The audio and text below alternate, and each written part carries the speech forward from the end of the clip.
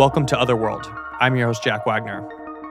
I'm very excited for today's episode because it begins to dive into a topic that I've heard a lot about, and it's something that has been experienced all over the world through many different cultures. I'll let our guest explain exactly what it is, but things like this really fascinate me. If you've heard episodes 3 and 4, The Man in the Hat, you know all about the Hat Man. And when I put those episodes out, I was well aware that lots of people have seen this thing, but I truly could not believe how many people ended up reaching out to me saying that they had also seen the Hat Man. And I'm not talking about listeners. Friends and family members of mine were calling me to confess that they had also seen the Hat Man, and they didn't even know it was a thing. It honestly became very overwhelming to be hearing all of these stories. And I can assure you that one day we will be coming back to that topic. But I bring all of that up just to say that even the weirdest things that we discuss on this show are often much, much more common than we even think. Today's episode is not about the Hat Man, it's about something else.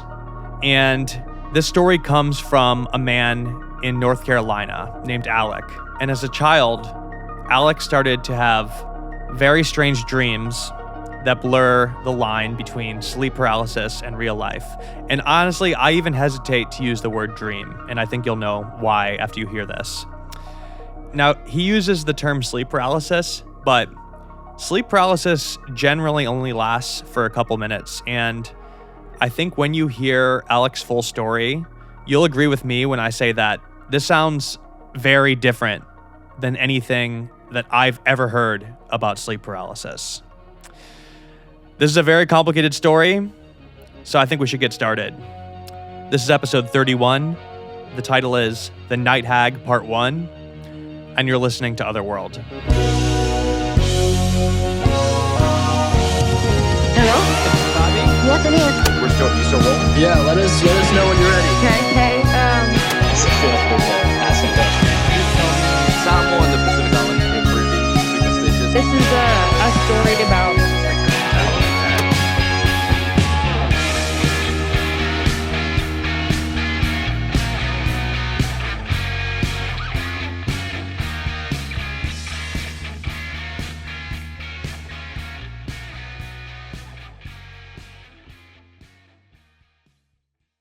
My name is Alec. I'm currently living in Asheville, North Carolina, but I've moved around a lot. So I was born in California, and I lived there until I was about 9.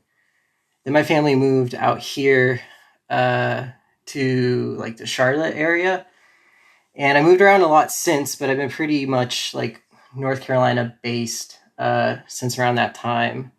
And so like I pretty much been an agnostic like most of my life. I went to Catholic school, but I never really like found like a foundation there. And I've always been skeptical. I work like in the physical sciences.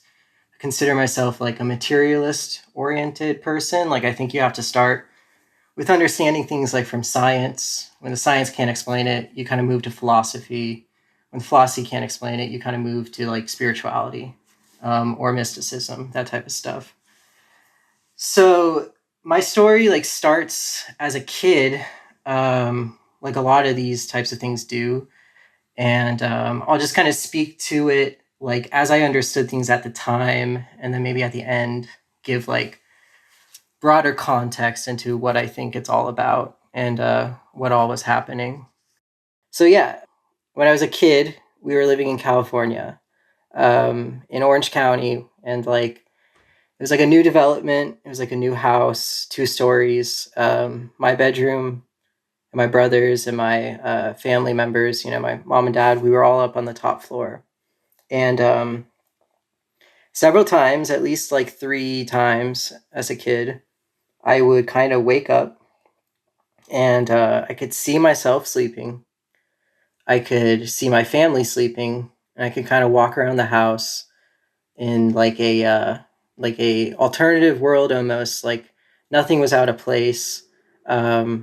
It was definitely my own real body.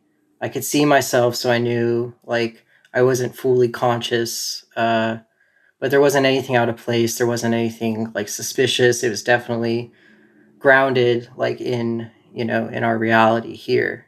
Like I wasn't like floating around or anything. I wasn't like I had like weight. And so it was kind of like first thing I want to get out of my room. Like I want to see what everybody else is doing.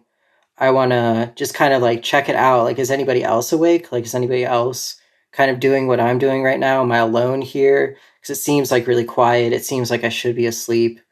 And I definitely need to be asleep. Like I have like, like first grade in the morning or whatever. And, I would just kind of walk around and have like free roam of the upstairs. I wouldn't really do anything like like suspicious or creative. Like I wasn't like doing much other than just walking around and checking things out. And it feels like in reflection, like the time I spent like in the upstairs of my house, like alone in this state was actually like quite small, like a matter of like mere minutes compared to like the rest of the experience and what that felt like. So, there's kind of like an attraction to the downstairs of the house, like as if, I should go down there. I should check something out, almost as if there was like a loud noise that like only I could hear, or like an energy kind of drawing you down there. And it definitely piqued, my curiosity. It was like almost like I had to check it out. Like I had to see what was down there. Like it was meant for me or something like that. Like the upstairs was normal. It was a safe space. It had familiar faces. It had I was up there, my parents, my brother. The downstairs was a mystery. Like, there was a lot of potential as what could be occurring down there. So I would kind of go down the stairs. There was like a half platform down the staircase before continuing down the stairs.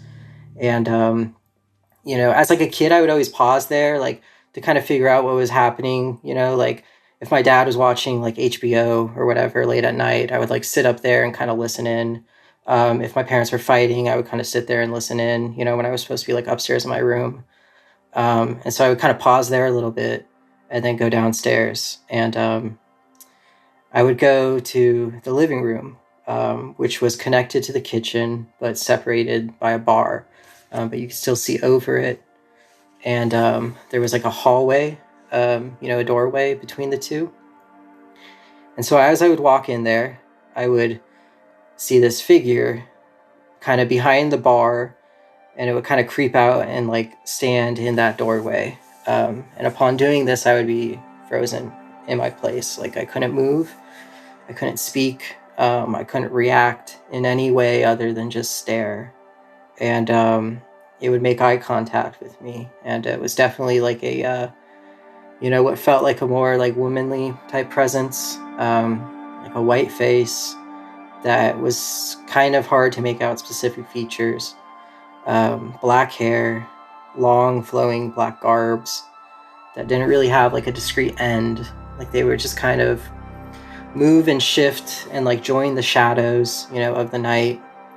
And it definitely had like a maleficent presence to it. And it felt like it was holding me in place. Like I couldn't move or talk or anything because of it, because it had some amount of control over me. And from a distance of maybe like 12, or 15 feet away, it would send these shadows like along the floor, and they would kind of like shift and move really fast. And then they would pop up out of the floor and become like 3-dimensional and kind of like stab me in the chest. And almost as if like it was trying to cut me open and like get inside of me, like pry me open, like create, like a way it could crawl inside, something like that. So it would like the shadows, like kind of like, they would start on the ground, like 2-dimensional, like obviously like protruding from the body though. Like they had a source. They weren't just like the natural shadows like of the night, or whatever. And they would move really fast, like almost like in ripples, like like a wave kind of coming in after it's crashed on the beach. And then they would pop up, maybe 2 feet in front of me and just kind of become like spears and stab into me. And it would just happen repeatedly, like hundreds, of like penetrations. And for what would kind of feel like hours, but obviously it's hard to like gauge time in that type of situation. But it definitely outlasted like any type of experience I was having in the upstairs of my house. Like it was much longer,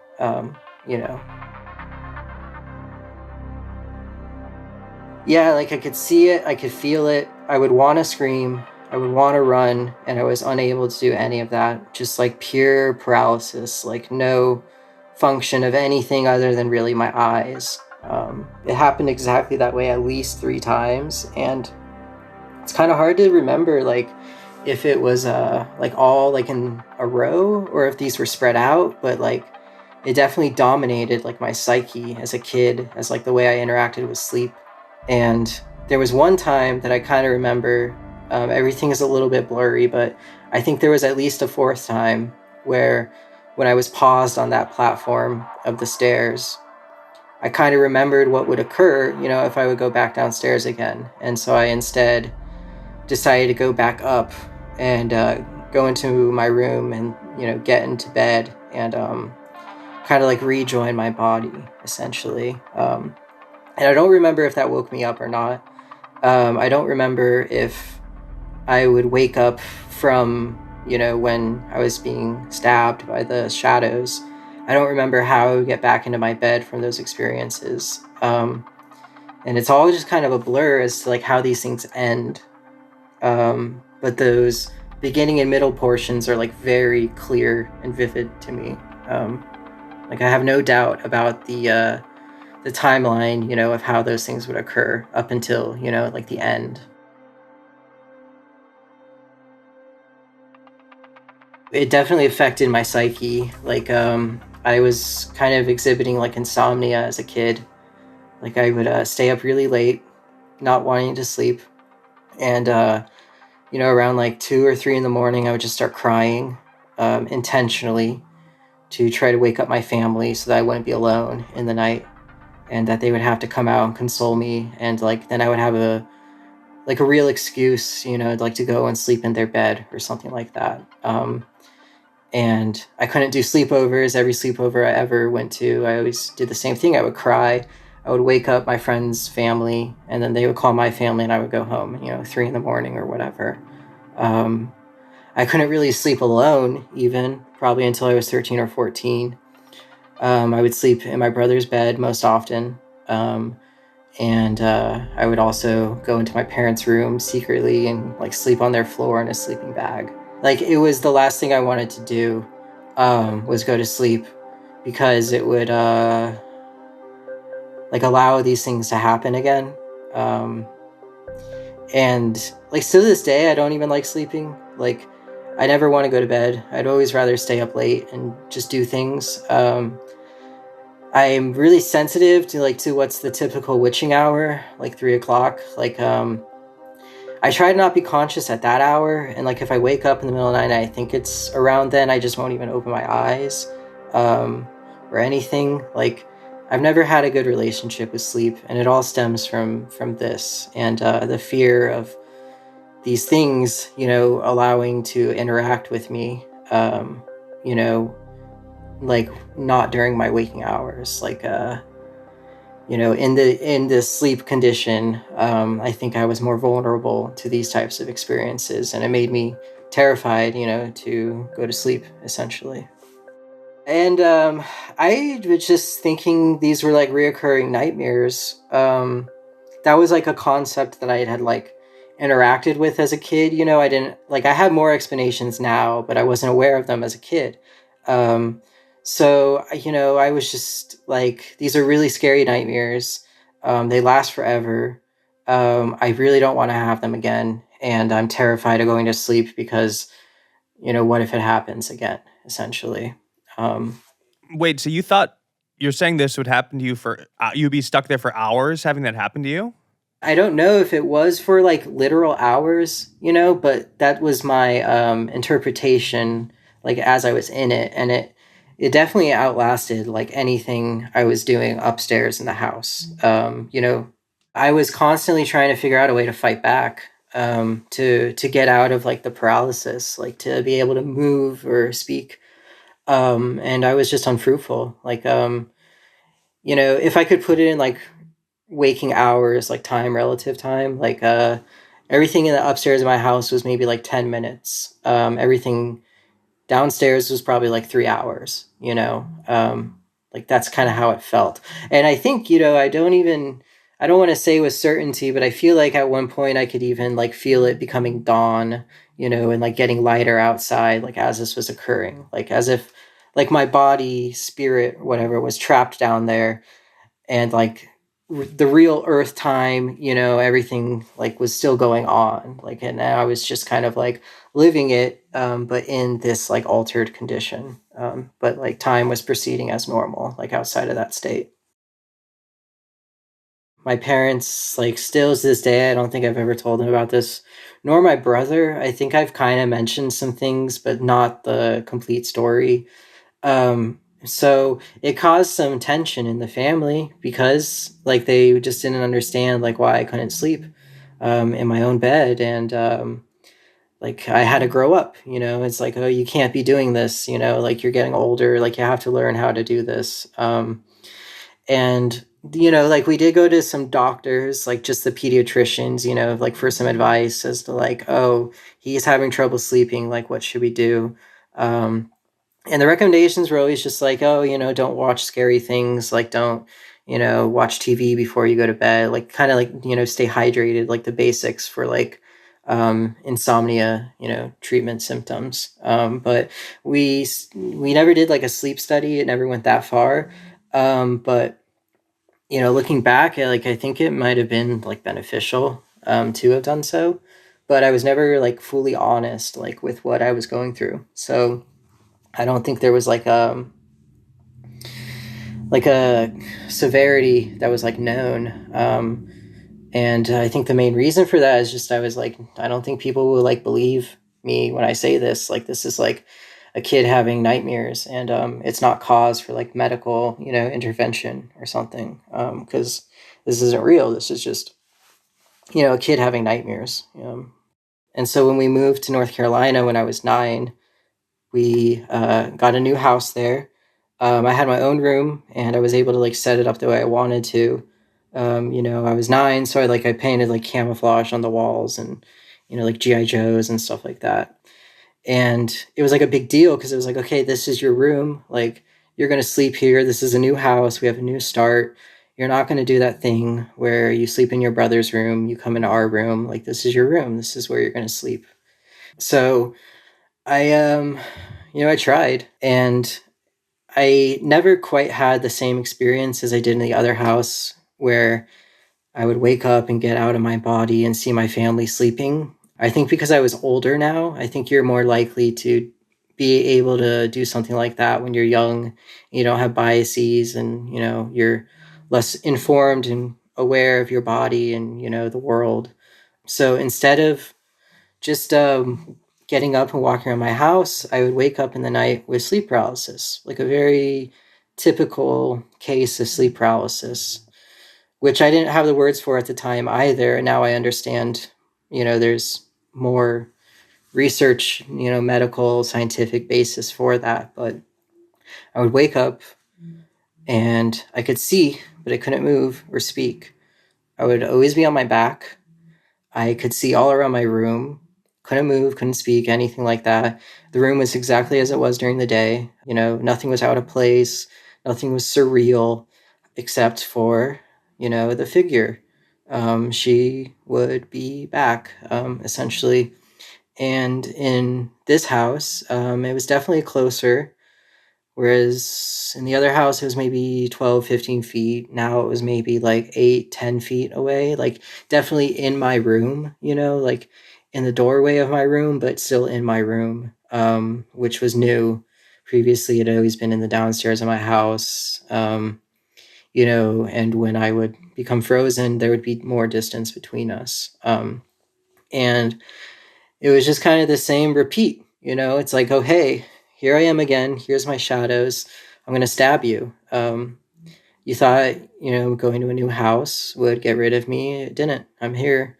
I'm following you. I'm not tied to that house. I'm not tied to any house. I'm following you. And in that house, I only have one really clear memory and possibly a second one of it occurring. Like, I think it was decreasing in frequency. It definitely wasn't like as rapid paced as my experiences as a kid. And I don't quite understand that. Maybe I was getting stronger. Maybe when you're older, these things are a little harder because you have more biases and ideas in your head. And so you can protect yourself better. I'm not totally sure. I'm also like, these were the first experiences of like a typical sleep paralysis state. And I don't know if that had something to do with it too. Like, I don't know why there was necessarily a difference, why I couldn't leave my body anymore. There wasn't like an intention there. It wasn't like I'm going to intentionally not do that anymore. And I think that happened at least twice in that house. And I still, same thing, didn't say anything to anybody. And, it was like a lot because like I was in like 4th and 5th grade or more then. And that's like pretty abnormal behavior for somebody that age. Like usually people are sleeping without problems, And the same kind of thing, like when we went to the doctor, like then, and I brought it up, it was kind of dismissed. And it's kind of like, oh, well, you need to stop watching horror movies with your brother and, things like that. And it's like, okay, like I didn't really bring up, what had happened before or anything. So, there wasn't like a huge medical cause for alarm or anything. And so I just kind of kept living with it in secret. And at this point in my life, I definitely had told 0 people about this. Like, nobody at all has at this point in my life has heard any of these things. And so it kept kind of going. Like, I had the sleep issues. I had the nightmares. My other nightmares were not like that. They were just more like typical type nightmares, but kind of realistic. Like, still to this day, I think I probably have 90% nightmares and like 10% like what you could call a dream. And a lot of those nightmares are very realistic. A lot of it is like family members dying and you going to their funeral and you going to therapy after the funeral and then waking up and thinking for like 5 minutes that like your dad is actually dead or something like that. Just like very vivid things. And I think it all kind of stems from those experiences, like a natural fear of the night and of sleeping, and it kind of like polluting, the dreams that you could have and warping the nightmares that you are having into like more realistic things than what you would expect. And, at some point my parents divorced and my mom got a condo separate from the house that we were living in. So at this time I was a freshman in high school. This was probably like the lowest point in my, adolescent life. Freshman year of school sucks for everybody, but I was taking it extra bad. The divorce was kind of a lot. I was also like coming out, like being like a queer kid, like was a lot more difficult. Like it always has been, but like it was just like hard to figure out. There was like a lot of like depression things going on. And so I think I was like spiritually probably weaker than I had been at any point in my life, during that time period. And I was in, my room in my mom's condo. It was in the upstairs, a 2-story little condo. And this was the, what I'll say is the final, fingers crossed encounter with this entity. So this was late, I was a freshman in high school. So I don't know, you're like 14 then maybe, something like that. So this is like kind of beyond like just childhood, adolescent stuff. And this is really what set home that this is like a big thing. This isn't like a reoccurring nightmare. This is something different. Because I was in my room, I was asleep, and I woke up with sleep paralysis. And I couldn't move, I couldn't speak, I could see. And The figure was in my room. I know the exact corner of the room it was in. Still to this day, my mom lives in that condo, and I have a special relationship with that corner of my room because of this. And it was staring at me. It was closer to me than ever before, maybe at max 6 feet away. And not only was it like closer, but it was interacting with me more. So it would stab me again in the chest and then pull in and shove its face in my face. And I couldn't close my eyes, so I would be forced to look at it, and it would kind of laugh at me when it would do so, as if like, I know you don't want to see me, but I'm forcing you to. Like, you can't ignore me. I'm here. And it would withdraw and then do that again very quickly. And it would kind of like do that from different sides of my bed. Like the bed was in the center of the room, so you could do it from the foot or the left or the right of the bed. And like it could move like in an instant, it wasn't like tied to like human anatomy or anything like that. And the face was more vivid than ever before. I don't recall many specifics, definitely like a white face, but I think it was also like cracked, essentially like old, decrepit, a lot of cracks in the skin. Just like a really scary, unsightly, evil look. And it was laughing and stabbing me and carrying on for probably like an hour in that exact fashion. You couldn't ever see any like actual anatomy other than the face, because these like black shadowy robes would just kind of like overwhelm its whole body. And they were almost like tentacles in a way, like they weren't like arms and legs. It was like there was a lot of them, and they could move and interact however they wanted, and they could turn into those spears and like stab you and hold you down. It had me pinned there in the bed. I was on my back and it had me pinned. And I knew, because it was closer and because this was occurring like still, in a third house, and it was attacking me like it hadn't before, like putting its face in my face and laughing. I'd never heard it laugh before. I knew this was serious. Like this was like a showdown, and so like with all my strength, for the very first time in my life, I was able to talk in this condition. And it felt like, like ripping like super glue off your lips or something to do so, incredibly hard. I had to like physically mouth it. And I think, if you had seen me like in my, if a third party had walked into my room and looked at me, it would see my face like struggling to mouth words. And then I probably would have verbally, in my sleep, and in this state, get out these words, which were essentially get out. That's what I was able to say, get out. And upon doing so, the figure screamed, no. And in like a pitch that was like an earthquake. Like it physically shook my entire room.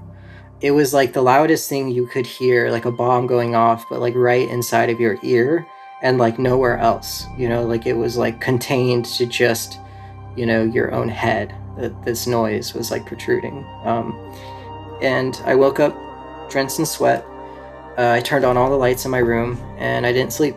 I went downstairs and I stayed up all night. And I don't even know if I slept the next night either. And fingers crossed, that was the last interaction I ever had with the entity. And this is kind of where like the additional context can come in, because like at this point in my life, I was a freshman in high school. So I was kind of interested in this more. I was like, okay, this wasn't like just a reoccurring nightmare. So what was this? And I kind of just passively like tried to push it away and not think about it. And then about 4 years later, I went and I saw that movie Insidious. And I saw what I had experienced to an extent as a kid reflected in art, like back at me in a horror movie. And if people haven't seen it, like there's this main character who's being stalked. He, as a kid, he could like astral project, is what they called it, where he could walk around in this like other world, and this like dark white-faced woman entity followed him, got closer and closer to him, and eventually like got into his body. Spoiler. And while watching this movie, I had a panic attack.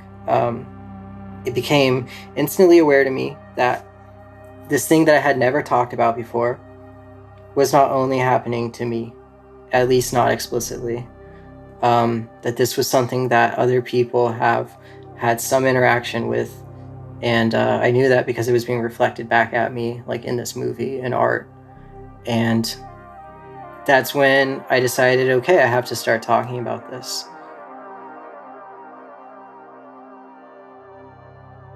The panic attack, like, I don't believe in like repressed memories necessarily. Like, I don't think if I'm correct, I don't think they really like hold up in like modern psychology, like unless there's like intentional repression or like really intense trauma or something. But it was almost as if all the details that I had pushed back and not thought about since I was a kid came to light, like all in a row, and all the dots connected as I was watching that film.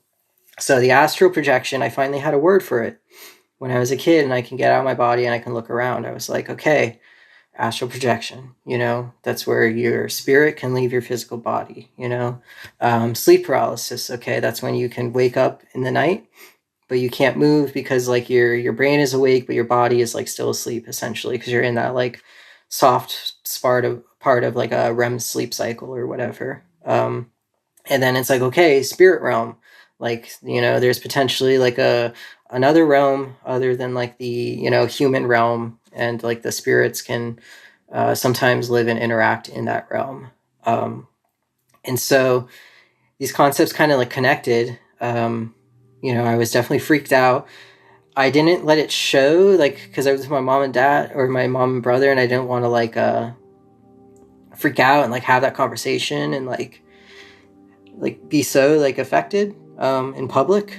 But like, again, I don't think I slept like 3 nights after watching that movie. Just not that the movie itself is like special or unique or whatever, but just that the concepts in that movie like brought it all to light and just made it aware that like not only did this happen, and like it definitely happened, it's happened to other people, and there's themes here. Like they're not all disconnected. There is some connection here.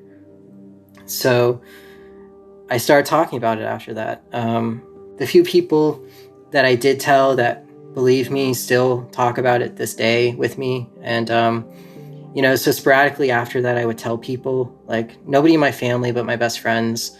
And later in life, I did meet like some other friends. I was working at a restaurant, and, a lot of them had like a Buddhist background, specifically like Theravada Buddhism. And they like, they incorporate a lot of spirits and things like that into their mindset, their religion, their philosophy, whatever. And they have explanations for things that when I was talking to them about kind of made sense. And it started putting this all like in a framework that I thought was like a healthier way to deal with things. And it made sense to me.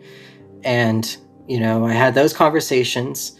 That was during college. At one point I moved away from college, from where I was going to college, and moved to Washington State, where I had a job there. First day in the office there, one of my coworkers comes in and gives me this weird stare. And I just kind of stared back at him, because it was like a seeing each other type of stare. It wasn't like a judgmental thing. And then about a month later, he comes up to me and he's like, "Hey, I want you to meet my mom. Like, can I take you to my house?" And I was like, "Okay, yeah, sure." Because like, I didn't know anybody. I I hadn't been like talking or hanging out or socializing at all. So I went back to his house with him just to try to get to know a coworker. And his mom lived in the house next door. And he was like, okay, so when I saw you at first, I knew you were an empath. And I wanted you to come and meet my mom because she's a medium. And I think you guys will have a lot to talk about. And this was like before I had explained any of my stuff to him. And so I was like, okay, this is kind of strange, but let's do it. So I went and I talked to his mom, who was a medium. She was instantly kind of in link with everything I was saying. She didn't doubt anything I had to say. She accepted it fully, and then she started giving me some answers. She told me that I have an X on my forehead, that, a lot of empaths are going to be attracted to me and I'll be attracted to them. And, I think this is pretty much true. Like, a lot of my friends also believe in these types of things. It's like I kind of filter people for these things, like if I'm dating somebody, like the first date, I'll be like, hey, do you believe in ghosts? If they say no, that's like a huge check against them. It's like, okay, there's going to be a limited amount of interaction we can have, like at a certain point, when getting to know each other. But this medium, was like, you have an X on your head. Other people are going to be attracted to you, and everything that you experienced was real. Don't be afraid of it. It was all real. You are not crazy. You're not hallucinating. You were being stalked as a kid because you could leave your body. And when you did so, you became vulnerable because your physical body was separated from your spiritual body. And upon an entity realizing that, they saw an opportunity to essentially possess your physical body so that they could have more power and more, strength, and continue some form of life, perhaps. And it stalked you. It wasn't tied to a house. So it went, followed you throughout your life through these different houses. And, that's why, like, when you changed, it didn't go away. Like, it still kept following you because it was attracted to you and your spirit. And it still saw that opportunity. And as it was getting closer, it was trying to make its move. And in what I had said was the final confrontation, when it was screaming no, I was luckily reassured that that was because I had essentially cast it off successfully. Because humans are stronger than spirits. We have our physical and our spiritual selves. They only have their spiritual selves. As much power as they can create, we are still stronger than them. And if we can stand up to them and cast them off, which I believe I did when I said get out, then we can defeat them. And still to this day, that was the last experience I ever had. The insight the medium gave me was helpful to just kind of realizing that this wasn't like crazy, that this did happen, and that I just grew up in a culture where there's no context to understand these things or speak about them freely. And they are significant, and you shouldn't, push these back to your head. You should, kind of dissect them and engage with them and then move on with your life. And that's like my part of the story. There's a lot of research and cultural context and art reflections that I've seen since then. And I don't understand it all, I think the sleep paralysis stuff has a foundation in science, and I'm totally open to future scientific explanations for some of these things, if not all. I don't, I'm not against that understanding. I think these things have been going on for longer than I've known, than I had been experiencing it. When you look these things up, you look these symptoms up online, you kind of come across this theory, or this hypothesis rather, which is like the Night Hag. And this is like a kind of another can of worms that we can open up. It's not my own experience necessarily, but there's a lot of crossover between what I saw as a kid and what other people have attributed to this entity in their experiences. Okay, so I'm just jumping in to give a brief explainer. The Night Hag also known as the Old Hag, is one of many names given to an old woman entity that is seen by people all over the world. Oftentimes, this is associated with sleep paralysis, and people see and feel the hag sitting on their chest, or the victim's chest. There's some version of it in almost every country and culture. If you just browse Wikipedia, you can see it broken down by continent and country, and it would be very difficult to find a place where some version of this does not exist in their culture. In fact, the word nightmare originally referred to this specifically. That's how long it's been going on. Now, this is a very, very big topic. I could probably do an entire show just studying this and never run out of material. But for now, let's get back to the episode.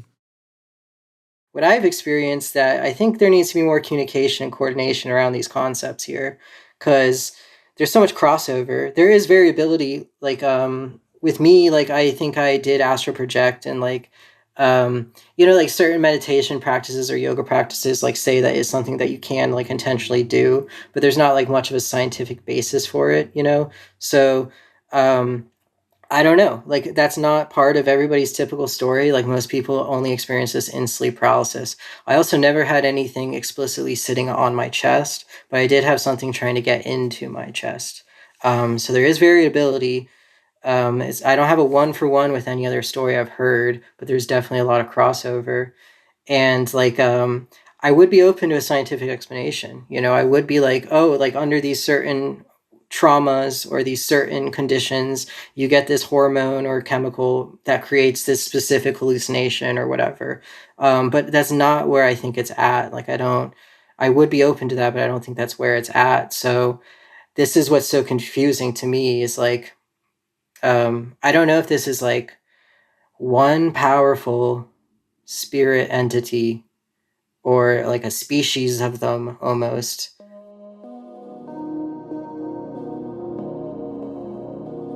Where I'm at with it now is like, an amalgamation of what my friends have told me in that medium is like, I was targeted because I was astral projecting. Spirit left the physical body. It followed me, throughout time and geography. Like that stuff doesn't matter. And I was able to successfully cast it off because humans are stronger than spirits. I think that it is a real phenomenon. Other people have experienced it. It has, a different cultural contexts. And I think those cultural contexts are helpful in understanding it. But I do think there is something broader occurring here that goes beyond just like our cultural, religious understanding of it. And I will say that like, if anybody listening is like had this, like it's real, like you're not crazy. You don't have to like act like it was nothing. If it affected you, it affected you. And like don't be alone in this, like you're not the only person. Like this has like been a thing throughout history and culture, and it is significant. Like in the very least, you experience something that is like on the edge of like our scientific understanding of what sleep and sleep paralysis is, in the very least. In the most, you very well could have interacted with like a entity in the spirit realm. And anything in between that is significant. The least significant outcome or scenario for this is still something that, is impactful in your life. And if you haven't experienced this stuff, consider yourself lucky. Like, don't seek it out. Don't do any of this stuff. Like, don't try to create astral projection. Don't try to create sleep paralysis. I used to do dream journals and lucid dream and like set alarms to wake up so that I can intentionally lucid dream. Don't do any of that stuff, really. I mean, dream journals maybe, but like don't try to intentionally lucid dream. Don't do sleep paralysis intentionally. Leave this stuff alone.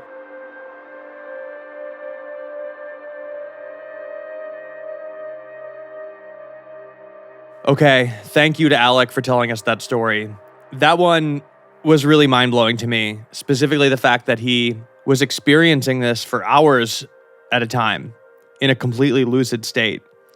it's hard to comprehend. And I think you could see how much it affected him with how long he ended up sleeping in his parents' room through his teenage years. Now, for that reason, I knew that this is much more than a simple ghost story. So I started to look into it, and actually, there's been a decent amount of research done on this over the years, and some really interesting scientific papers and studies have been published on the subject. But honestly, as I was looking for answers, I just ended up finding more questions.